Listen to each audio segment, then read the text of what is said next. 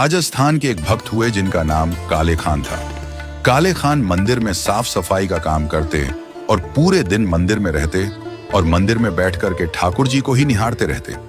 इसी का प्रभाव ऐसा हुआ कि इनके सब परिवार के लोग इनके बड़े विमुख हो गए और सबसे ज्यादा तो इनकी पत्नी, क्योंकि काले खा के कोई पुत्र नहीं था, संतान नहीं थी।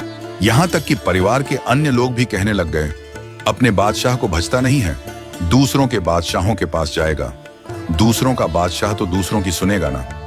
एक दिन दुनिया के तानों से परेशान होकर काले खान मदन मोहन जी के सामने खड़े खड़े बोले, हे बिहारी जी, मुझे पुत्र की कामना नहीं है, पर मैं चाहता हूं मेरी पत्नी का मुंह बंद हो जाए और मेरा आपके दर पर आना बंद ना हो, इसलिए मुझे पुत्र दे दो।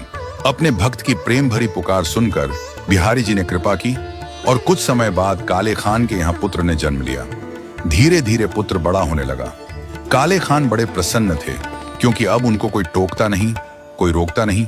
वे नित्य सुबह मंगला में जाते थे और 8 प्रहर का दर्शन करके अपने घर आते थे।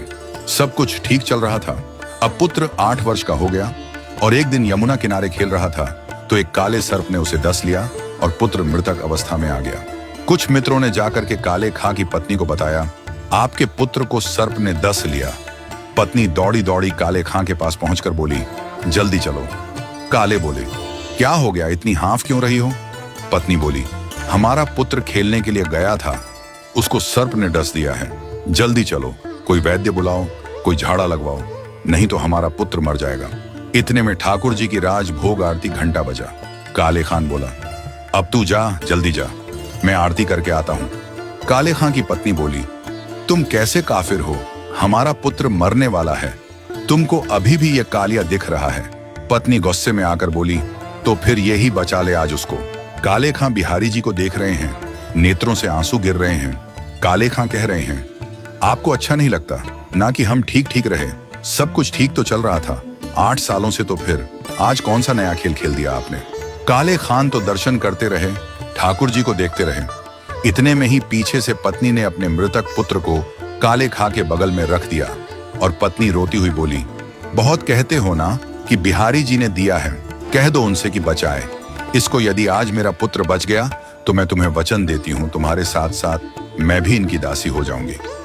ये बात सुनकर काले खां की आंखें सजल हो जाती हैं और बिहारी जी से कहते हैं, हे नाथ, मुझे यह नहीं चाहिए कि आप मेरे पुत्र को बचाओ, मैं बस यह चाहता हूं कि मेरे परिवार ने आपको मुझसे दूर किया और उसमें कारण पुत्र की मृत्यु बने, तो मैं आपसे हाथ जोड़कर प्रार्थना करता हूं, इसको बचाओ। मैं इसके बिना रह सकता हूं, परिवार के बिना रह सकता हूं, लेकिन आपके बिना नहीं रह सकता और मेरा परिवार मुझे आपके संग रहने नहीं देगा। इतना कहकर ही देखा कि काले खां के हाथ को पकड़ा उसका पुत्र बगल में खड़ा है। काले खां ने जैसे ही देखा अपने पुत्र को तो पुत्र कहने लगा, पिताजी वह कहाँ है? काले बोले, कौन? पुत्र बोला, जिसने आकर के मुझको उठाया और कहा कि मैं तेरे साथ खेलूंगा। काले खां बोला, किसकी बात कर रहे हो? पुत्र बोला, सांवला सा था, उसमें से चंदन की सुगंध आ रही थी, कटाक्ष नेत्र थे पिताजी। इतना सुनकर काले खां ने अपने पुत्र को गोद में उठाया और कहा, सामने देख। जैसे ही मदन मोहन जी को देखा, 8 वर्ष के पुत्र के नेत्र भी सजल हो गए। हाँ पिताजी, यही तो आए थे मेरे पास, यही तो मुझे उठा के लाए हैं। काले खां का पूरा परिवार नतमस्तक हो गया।